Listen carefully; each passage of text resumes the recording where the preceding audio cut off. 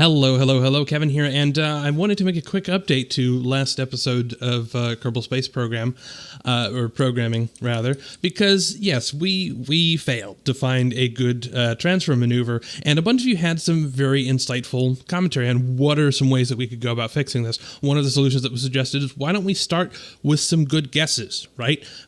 We have a general idea of where the maneuver should approximately be, and why don't we let the genetic algorithm search from there, rather than just saying, pick some random values and I hope you do a good job, because, it takes a long time to do that. And that's certainly true. One of the reasons that I had opted to just use random values is because there may be situations where we don't know what a good guess is. And it's also possible that because of the randomness, the genetic algorithm may discard a good solution and need to find its way back. So we want to make sure that even in the worst case, this thing can eventually find a good solution. But I discovered that there was one thing. Some of you pointed out this issue of maximum axis delta V. You noticed that the maneuvers that the algorithm was finding tended to be very high delta V maneuvers, and you're wondering, well, kind of what's up with that? Is that it shouldn't be over 5,000, should it? Well, in fact, it can be. Let me find the place where we're decoding this. So the way that we set this up is that we have this bit string, which is this series of 4 numbers encoded as ones and zeros. And what we're doing is we're actually scaling up this maximum axis delta V to the radial and the normal and the prograde vectors. So we could have 5,000 meters per second forward, 5,000 meters per second up, and 5,000 meters per second left, or right, or whatever. And so that's where that's coming from. But as I was looking in here, I realized we're doing something that's really bad. So remember what I was talking about earlier, where the idea that our fitness function, which is the score of how good something is going, needs to be continuous. That is, if we have a really, really bad solution, it still needs to give it a score that is appropriate and compares it to a worse solution and a better solution. So that even if we're looking at some encounter that doesn't go anywhere near min-miss, maybe something that leaves the solar system, we could say, all right, that's bad, but a maneuver that leaves the solar system a little less fast, that's a bit better. This is the way that genetic algorithms work, is that if they both get a score of 0, then there's no way to say when we're picking, well, which one should go on to the next generation, which one is the better one. If we're trying to make sure that these walk toward a better solution, we want to make sure that even in the outskirts and the really terrible options, we want to make sure that we're not giving it a score of 0, we're going to just give it a very small score. And here, I did something that was very dumb.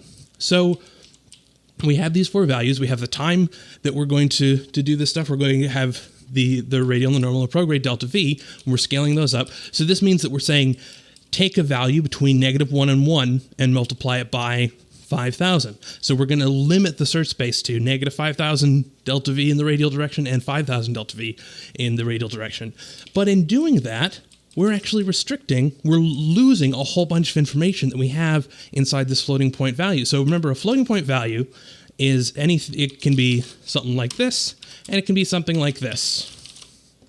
It can be a fraction, it can be kind of an integer value, and generally it'll be a little bit of both.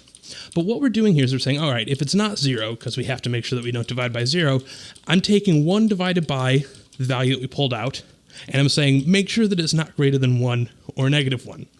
So, okay, let's imagine that the value that we pulled out is 3. Well, that's fine. We go, it's not 0, so we take 1 divided by 3, and we go, all right, that's between 1 and -1, so we leave it. So we say, all right, then the time that we want to do this is the maneuver time, this value times 1/3. And that's great. So all we're trying to do is we're trying to encode like a percentage in these values. So we're saying, what is the percentage of the search space that we should use? Should we go at full delta V or negative full delta V or no delta V? Just give us a percentage for that. Now the problem here is, what if the value that we have is 0.3? Well, then we're going to say 1 divided by 0.3, that's more than 1, so we're just going to call it 1, right? So we take 1 divided by 0.3 is, 3 point something? We go, that's more than 3, go ahead and cap it at 1. So, okay, so we'll say that's 1. That means, if we're assuming that that's for the radial, that means, all right, well, that should be 5,000 meters a second of delta V. Okay, well, that's fine. So that gets a score. We say that's a bad option. You have a score of whatever your score is. Well, let's say instead now we pull out a different value, and that's 0.31. It tries something else. Well, we go ahead and we take that, we divide it by 0.31, Oops. Yeah. So we pull out that and we go, all right, well, we're going to cap that because that ends up being 3 point something. We're going to cap that at 1 again. I'm going to say that means 5,000 meters a second. And that's going to get probably the same score. That basically, if we compare 2 different chromosomes that have different values, they'll end up with the same fitness score if they're dealing with differences in these, if they are less than 0. And half of floating point values are less than 0. So that's not good. That means that effectively for half of the possible solutions that we're looking at, there is no way for our fitness function to say that this one is better than the other one. And that is a big issue. And that's probably, at least partially, why we're seeing so many problems. We'll go ahead and fix this up and then see where we're at after that. But that is a big issue. Instead, what we probably ought to do is go ahead and encode things as integers. So you'd have, what is it? 1, you'd have 2, you'd have 3. We'll go ahead and save it like that. We'd save that as 32 bit integers, and we'll just take 1 over that. And then we'll have a sign bit. So this can be negative or positive. And that way, we'll make sure that no matter what we're dealing with fractions, and we won't have to do this 1 over thing.